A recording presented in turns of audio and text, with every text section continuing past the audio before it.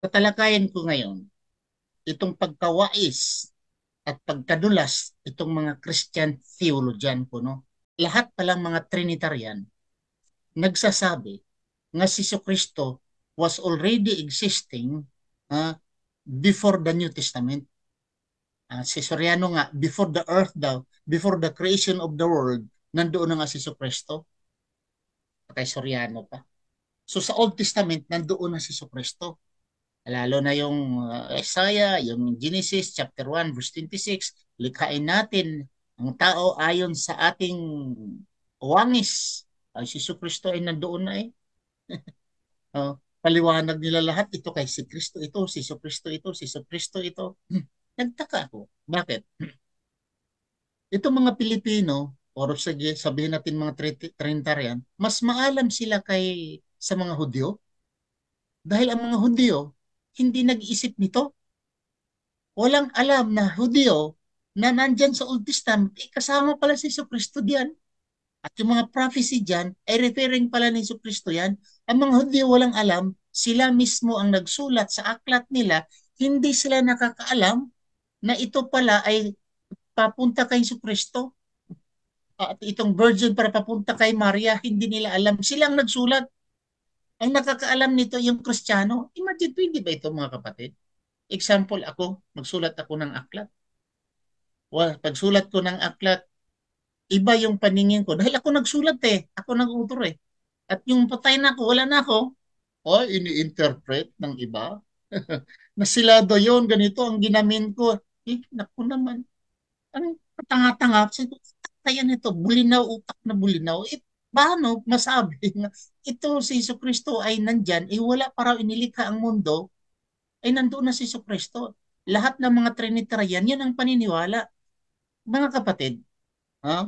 Kung titingnan natin dito sa yung the Talmud, Unmasked, Talmud Unmasked, translated by Father Phranitis, isang Roman Catholic priest.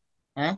Siya ang nag-translate nito sa Talmud Unmasked. Siya ang nag-title Talmud Unmasked. Ano doon? Sinasabi Christian should be avoided. Christian are dirty people. Huh? Christians are to be killed. Huh? Should be killed. Ano pa? Si Kristo ay sinilang during menstruation time ni Mary. Si Mary was a prostitute. Jesus was a bastard. Nandoon sa kanilang Talmud. Meaning, this is the interpretation based on the Tanakh. This is their interpretation. Ha? At ngayon, sabihin na ng mga Kristiyano, nga ganito, yun ang ibig sabihin, Genesis, ganito ang ibig sabihin, ay mas maalam sila sa mga Hudyo. Pwede ba yun? Kung may utak man lang kung may utak, eh, kung may utak ang tao, magsulat ka ng aklat. Si Juan ang nagsulat. Hindi nakakaintindi si Juan, si Pedro ang nakakaalam. Ikaw ang writer, hindi mo naintindihan yung sinulat mo, yung nagbasa silang nakakaintindi. Kasarap talaga. Uh, di ba? Okay. I-shout out muna natin dito mga kapatid natin sinong nandito. Okay. Man, Ibrahim, walang sound. Salamat ho. Kanina yan walang sound. Salamat sa pag ano. Bin Ryan, walang sound. Thank you ho. Uh, Ibrahim Lariusa, nakamute. Ngayon, okay na. Bin Ryan, Ed Jamin Ibrahim, okay na. Mayroon ng sound. Okay? Kaya sabi nila, Ustad, tao si Jesus, hindi Diyos. Sabi ng mga hindi Trinitarian, may mga Christian naman nga sa kanilang paniniwala si Kristo ay tao gaya ng Jehovah's Witness, gaya ng mga Iglesia ni Cristo, at marami pang mga monotheistic religion sa Christianity nga ang paniniwala nila ay hindi naman Diyos si Kristo. Si Arian, the early Christians, actually the early Christians they don't believe nga si Kristo ay Diyos like the Arians. Yung nga ang mga heretics pinapatay ng mga Trinitarian noon dahil gumawa sila ng batas to justify to yung bang gipasimento gina kalig-on nga si Kristo ay isang Diyos. So si Athanasius, ang proponent of the Trinity, proponent of the Jesus Christ is God, is si Athanasius. This is around 300 AD.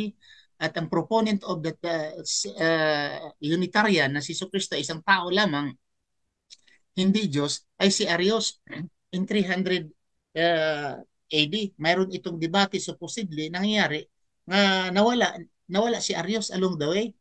Tapos yung kay Athanasius ang naging tinatawag ng Nicene Council Creed at tinanggap rin ni Constantine the Great. Nagawa sila ng Nicene Council, tinatawag na Nicene Council Creed na pagpatunay nga si Kristo ay Diyos. Eh kung talagang tinuturo lang sa Biblia, eh imposible naman eh. Nga nalimutan niya, nga sinabi niya nga ako ang Diyos. Posible dahil sa Old Testament, ilang beses na-refer sa Panginoon na ako ay hindi tao, ako'y Diyos, ako dapat sambahin, ako'y abughuan, ako'y siluso, I am a jealous God. Ang dami diyan sa Old Testament hanggang ang God declared himself to be God, to be alone only. If Jesus Christ really God, he should say. Yeah?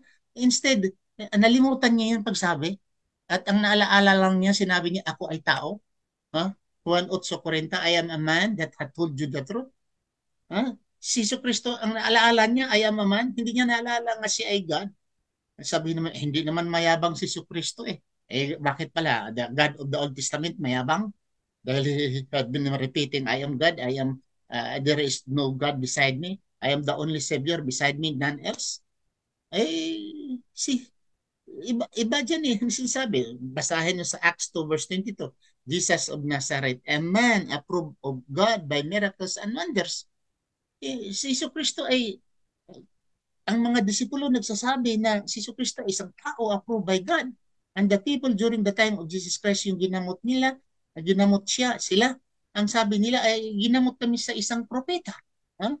The disciples said, si Jesus Kristo ay isang tao. Jesus Christ himself, sabi siya ay tao. Nalimutan niya pagsabi na ako ay Diyos. Pati ang mga disciples nakakalimot pagsabi na Jesus Christ is a great God and Savior. Jesus Christ, the only God. Naku naman. Watching from Saudi, Shah, Abdul Qadir. Kamera, Kamrallah, Abdul Qadir.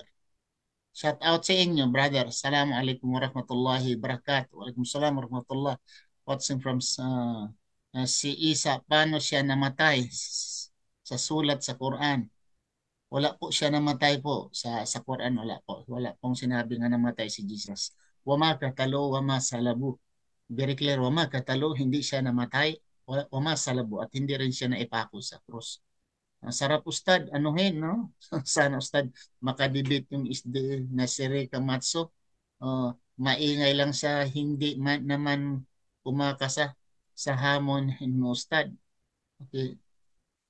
Camera ko ha is working. Ejmen Ibrahim. Nanang nunang nis imans. Hindi ako Katoliko. At kahit anong sekta ng relihiyon, may mga gusto lang akong malaman bilang tao. Bilang to, if saan patungong kaluluwa, if meron. Maganda yung tanong. Saan daw pupunta ang kaluluwa? Mayroon kang kaluluwa ang tao, kapatid. Pag namatay ang tao, ang namatay lang ho ang katawan niya. Yung katawan niya, yung flesh bones ang namatay. Pero yung kaluluwa niya, kukunin ito sa Allah, may in charge na tagakuha nito. Ang pangalan, ang kanya ay tinatawag na Malakal Maut. Actually sa English, the angel of death, Malakal Maut. At dadadhin ito sa kalangitan, itong kaluluwa niya. At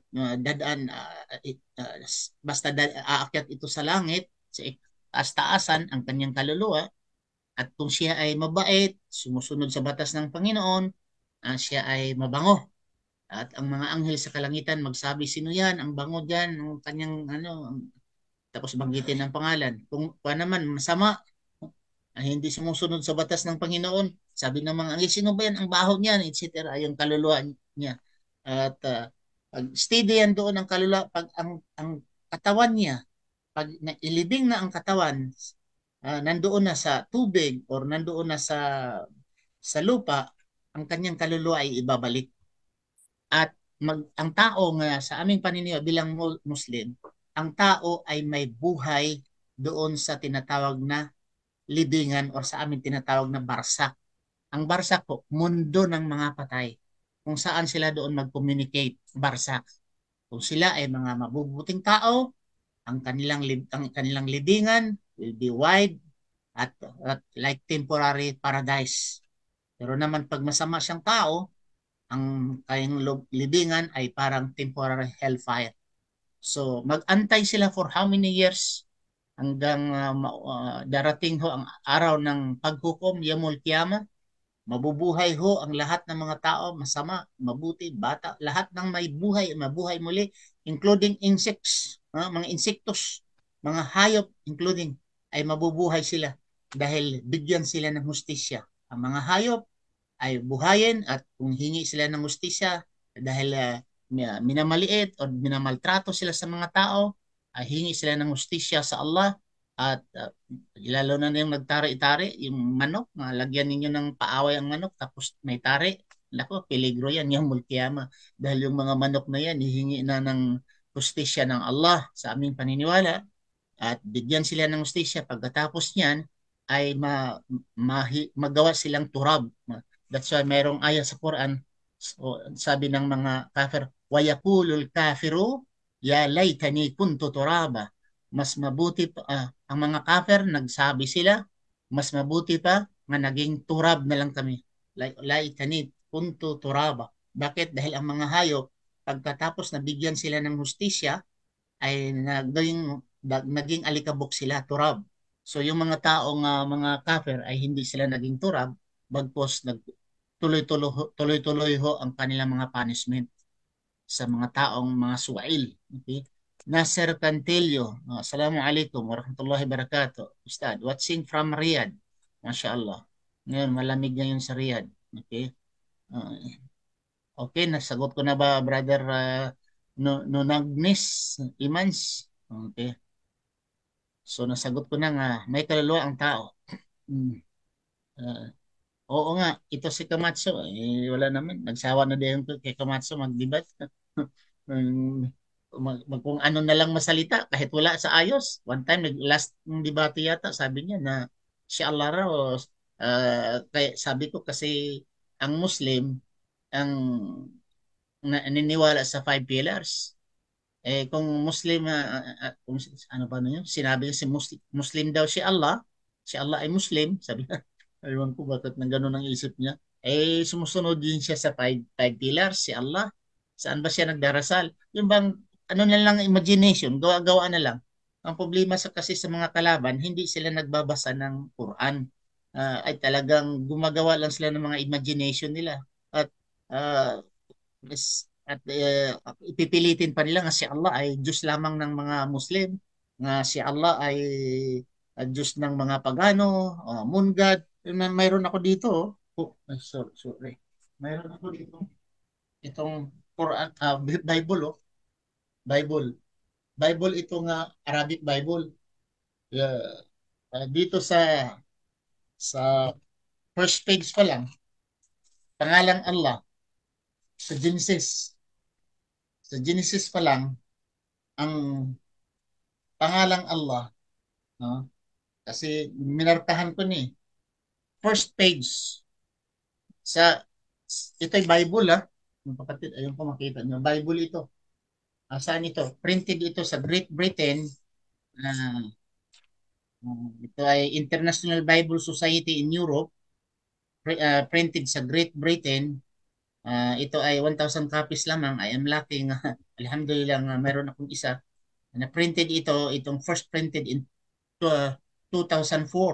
1,000 copies lamang isa dito mayroon ako, alhamdulillah. At ito ay copyright 1973, 1978, 1984, nagmula sa the New International Version. Dito sa first page pa lamang, itong Bible na ito, okay? First page pa lamang, bilangin ko kasi nilagyan ko ng kulay ang pangalan ng Allah. Yan po kung makita ninyo.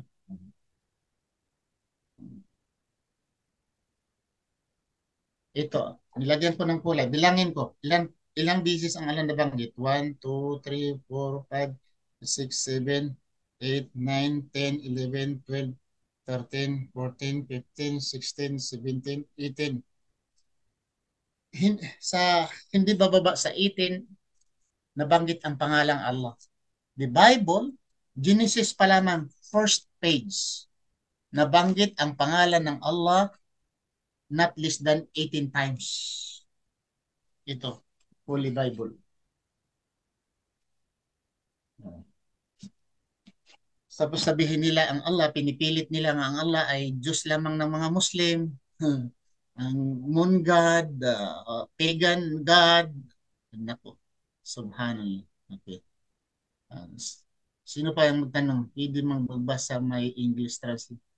Oh. Sino pang may tanong dito? Okay. Na Manuel Singanon po, name po saan pwede mabasa ang Quran, may English translation. Diyan po, mabasa nyo, brother or sister, mabasa nyo dyan sa, kay Mr. Google, Chef Google, i-type lang ninyo Quran, English Quran, nandyan, nandyan. Quran English, ay lalabas dyan. Or Quran Tagalog, ilalabas dyan sa, sa Google. Oo. Saan ba talaga dyan ang tunay? Ang gulo ninyo, hindi masabtan. Abdullah Radin Tamba. Ustad, ano ang nauna? Ang Biblia o ang Quran? ang Biblia. Dapat ituro ang Quran kung ano ang kasama. Oo nga, pag ituro namin ng Quran, birada man lang. Ito kay mga Kristiyano, pag tinuturo mo ng Biblia nila, yung criticize mo, scrutinize mo, sabi lang, ituro mo ang Quran. Pag ituro po na ng Quran, ay, paano kami maniwala dyan? Istoryang barbero lang yan.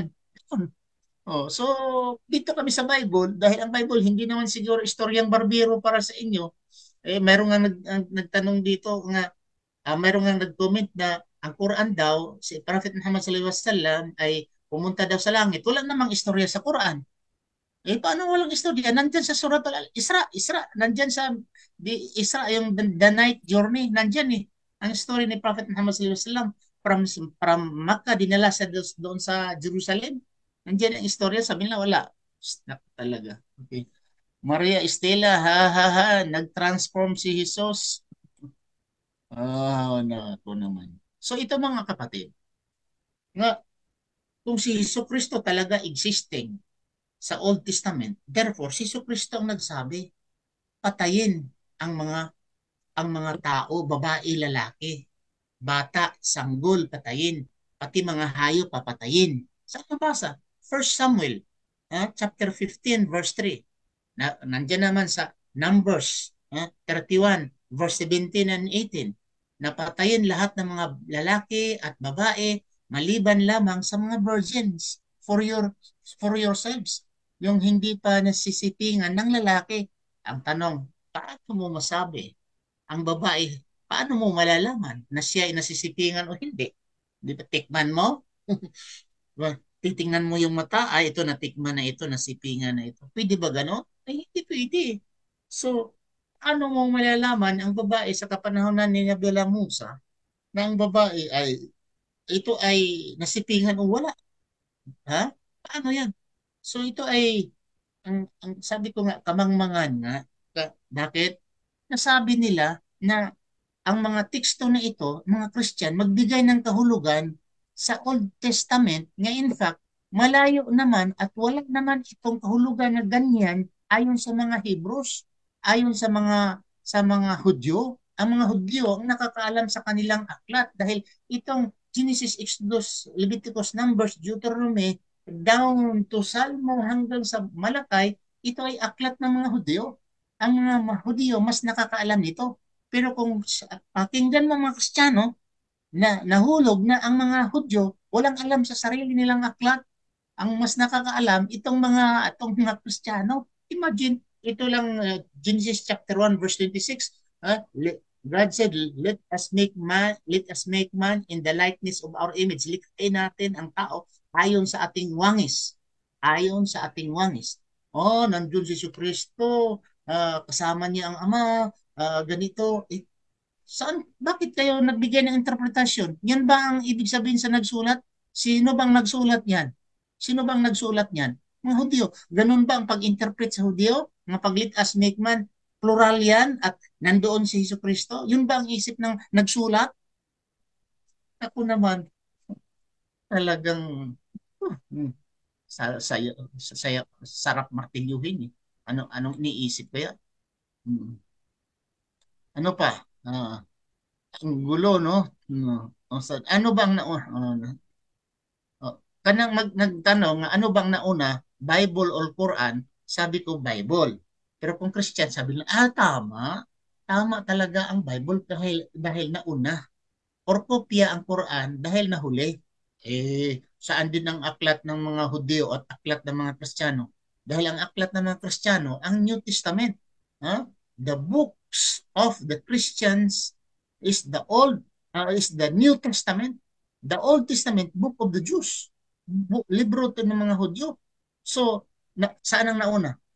Aklat ng mga Hudyo or aklat ng mga Kristiyano? Nauna ang mga aklat ng mga Hudyo. So, fake din. Kopya rin ng mga ano yan, yung kopya rin ang Biblia or yung New Testament. Ha? Magtaka ka 100% mayroong mga verses in the Bible, in the Old Testament, na 100% na isulat sa New Testament. For example, sinasabi nga, I am the first and I am the last. Diyan sa Revelation, I am the first, I am the last. 100%. Huh? Yung Shema Israel, Adonai ilahi, Mark 12 verse I think 12 verse 29, sinasabi nga, Hear, O Israel, the Lord our God is one. 100% word for word, 100% nasulat sa Deuteronomy, nasulat sa New Testament, 100%, pero never sila magsabi, this is copied. Huh? Palakpakan pa sila at sabi nila, talagang tunay dahil nangyayari ang nasulat sa Old Testament, nasulat sa New Testament, therefore totoo. Bakit kung sa Quran nasulat, 10% lang ang pagkahawig or 20% ang pagkahawig nasulat sa Old Testament, nasulat sa Quran, sabihin nila kopya. Bakit sa New Testament hindi niyo mabanggit na kopya? Talaga, nakakaano. Okay. Dito pa, Eds Jamin, Ibrahim, masama pala si Jesus sa Bible, Ustad. Mabuti na lang nasa Muslim, Ustad. Marangal ang propeta. Tingnan na. Si Iso Kristo, ginawang Diyos. At tingnan mo sa Biblia, ang dami dyan. Si Iso Kristo sabi niya, PI na lang kulang eh. Sabi ni Jesus, mga buang kayo, mga ahas kayo, mga you are adulterous generation, you are snakes, you are vipers, you are fool, buang ka. Nako, PI na lang ang kulang, nandyan na pinagsasalita ni Jesus Cristo sa New Testament. Ito ba ang image ni Jesus Cristo? In reality, ganito ba magsasalita? Yung buang ka, nagalit siya, sinabi lang walang mga paniniwala, faithless generation of snakes and vipers. Ano pa? Baboy, aso. Naku, ganun ba? Alhamdulillah si Prophet Muhammad sallallahu alaihi wasallam kahit isa wala siyang masalita ng baboy or aso o ano pa buang tunto ka ahas ka never kahit one word na sabi ni Prophet Muhammad sallallahu alaihi wasallam wala. Ano pa yung sabi nila? Ang Quran ay kopya. Ang dami dyan for adult stories. Pornographic stories nandyan sa Biblia. Si Samson and Delilah, yugyugan. Sa Ezekiel 23, the whole chapter, yugyugan. Nandyan naman si Unan, hinulbot niya ang iyang kinatao. Dong. Gihulbot dong. Gipabuga dito sa yuta. Si Unan. Asan mabasa? Nandyan sa Genesis chapter 38 verse 9. Nandyan naman si Lot. Ang anak niya, dalawa ay pinabuntisan. Ang grabe si Amnon. Ginadar niya ang asawa ng kanyang ama nga si David. He gathered the wives of David and he had sexual intercourse on the rooftop in front of the eyes of the Israelites.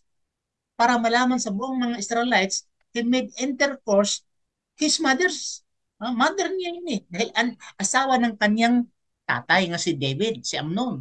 Oh, so yung mga asawa, the wives of David, therefore nanay niya yon. Ginamit niya lahat, nandoon sa rooftop, nagpatayo siya para makita sa lahat ng mga Israelites nga ginamit niya. For what? If this the word of God. Bakit? Ha? Naku naman.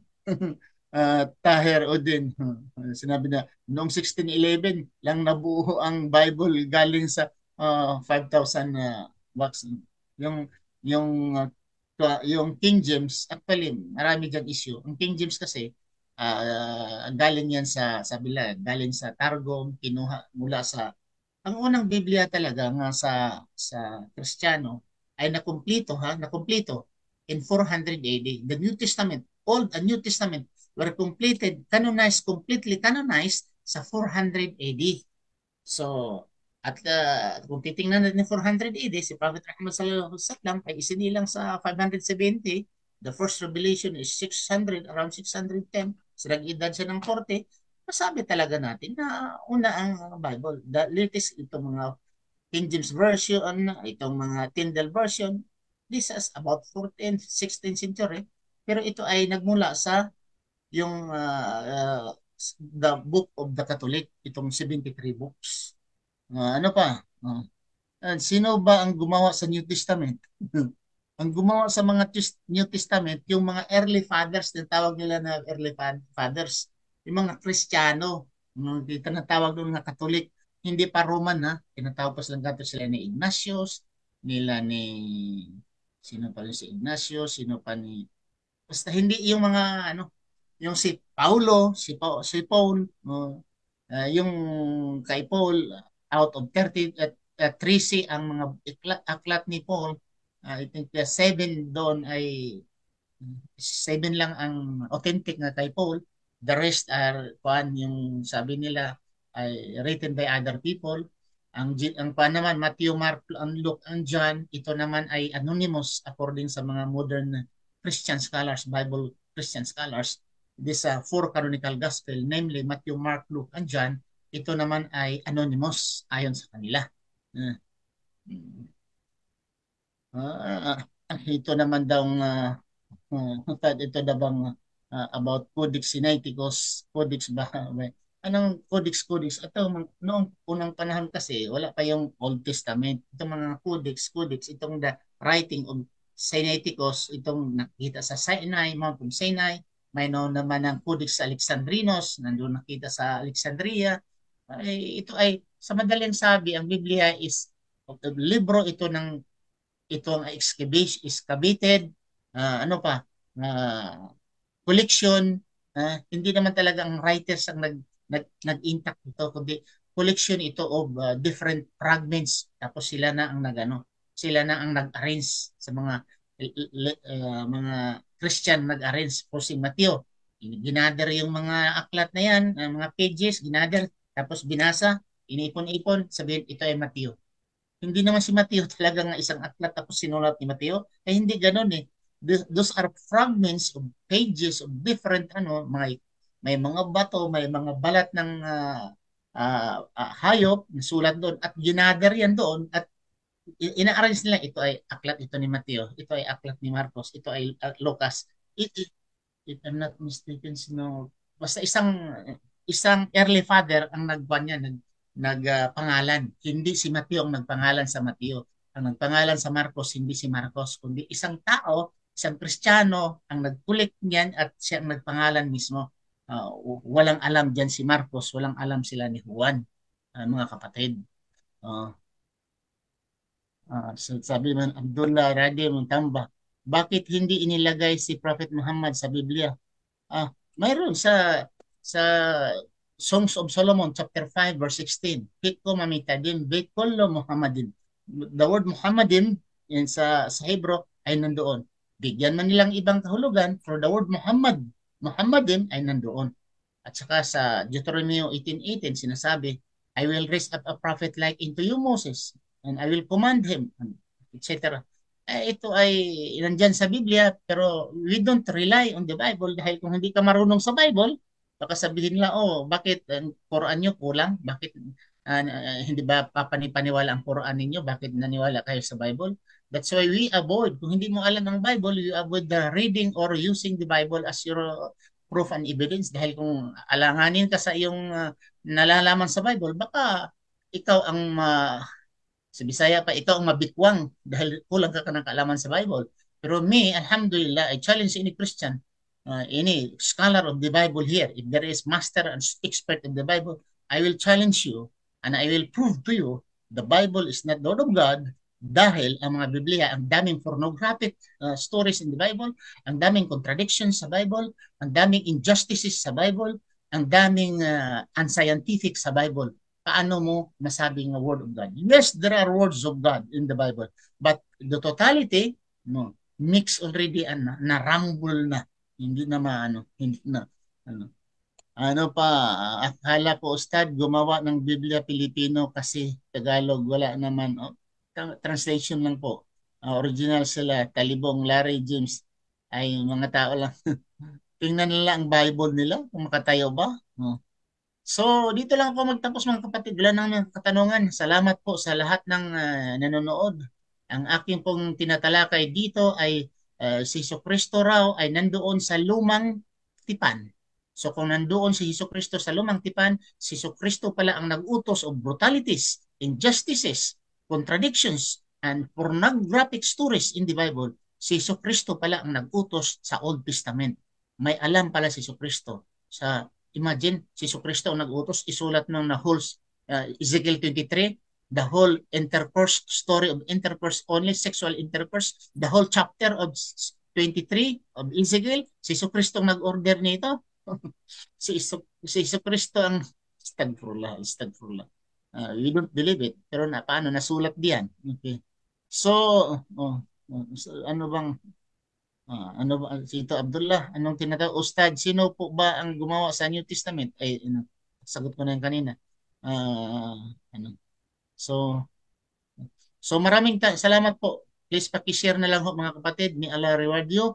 At sa lahat ng nandito at tumutulong sa da'wah, inshallah, di ko man mabanggit, mapapasalamatan lahat sa inyong pagtulong literally. Inshallah sa inyong prayer din, tutulungan nyo kami sa aming pagdada'wah. Inshallah kung mayroon kayong ma-research, pwede nyo i-share din sa amin. Kung may mga issue, inshallah, ipasa nyo sa amin para masasagot. At may Allah reward you all.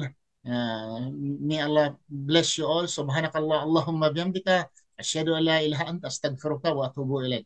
Assalamualaikum warahmatullahi wabarakatuh.